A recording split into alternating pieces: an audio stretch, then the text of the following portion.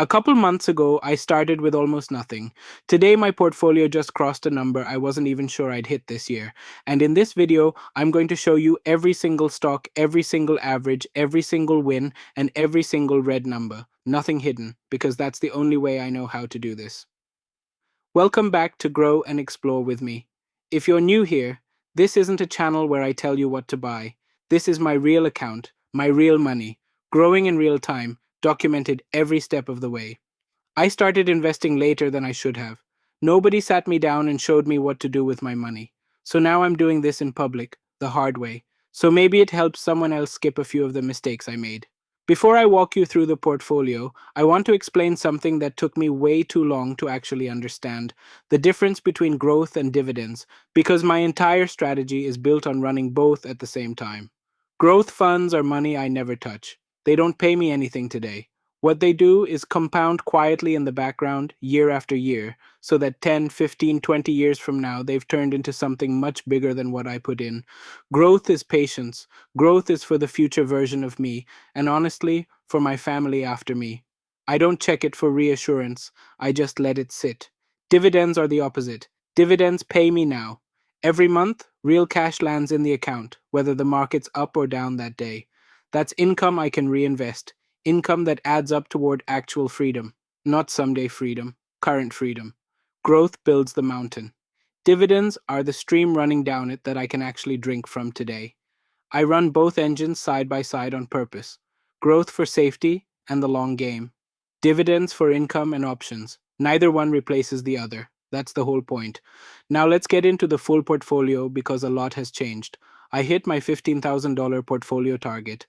That was the number I've been chasing on this channel for months, and it's done. So starting today, the new target on screen every single video is $50,000 total portfolio value. That's the mountain now. QQQI is still my biggest position by far, making up over a third of my entire portfolio.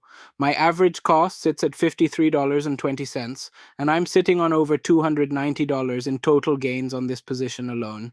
I bought into QQQI first because I wanted a dividend engine tied to the NASDAQ, the same tech and AI names I already believe in for growth, just structured to pay me monthly instead of making me wait.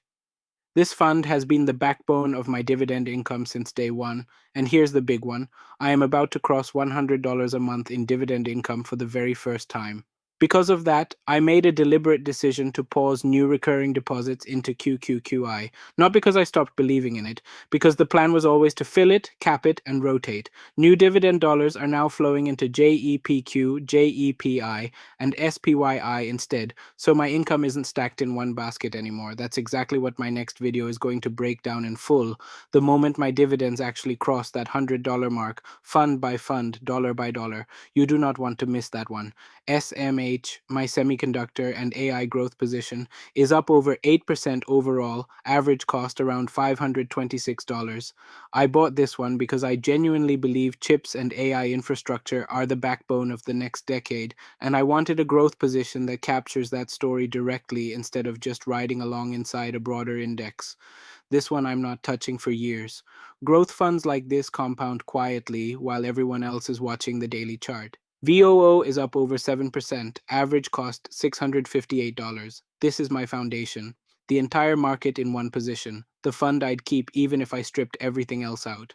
Same story with QQQ, up over 7%, average cost $667. I hold QQQ because I want concentrated exposure to the companies actually driving innovation right now, on top of the broader safety VOO gives me. Both of these I kept my normal weekly recurring deposits running no matter what, and every time the market dropped this stretch, I added extra on top specifically to pull my average cost down. That's the difference between panicking in a red market and actually using it. SPCX might be my favorite story in the entire portfolio right now. I made an entire video explaining why I refused to buy SpaceX at its $133 IPO price. People thought I was walking away from it for good. I wasn't. I was waiting. When the market pulled back, I stepped in at an average cost of $108, and that position is now up over 32%. Same conviction, way better price. Patience beat FOMO, and the numbers prove it. SCHD is up almost 10%, average cost $31.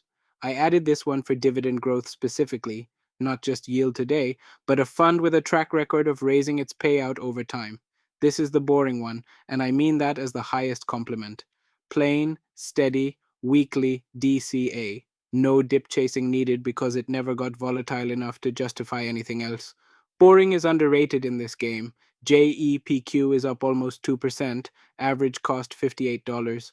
I bought this one as the NASDAQ side partner to QQQI, same tech exposure, another income stream, and it's now one of the funds getting my rotated dividend dollars as QQQI gets capped. RVI is up over 4%, average cost $26.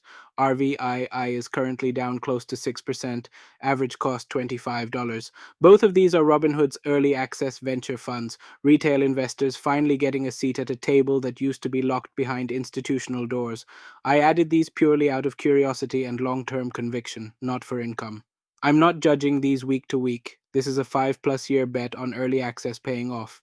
GLDM is actually down about 5% right now, average cost $90. I hold this one purely for diversification. Gold doesn't move like my stocks and ETFs do, so it's there to balance the rest of the portfolio, not to outperform it. And I'm leaving it exactly where it is.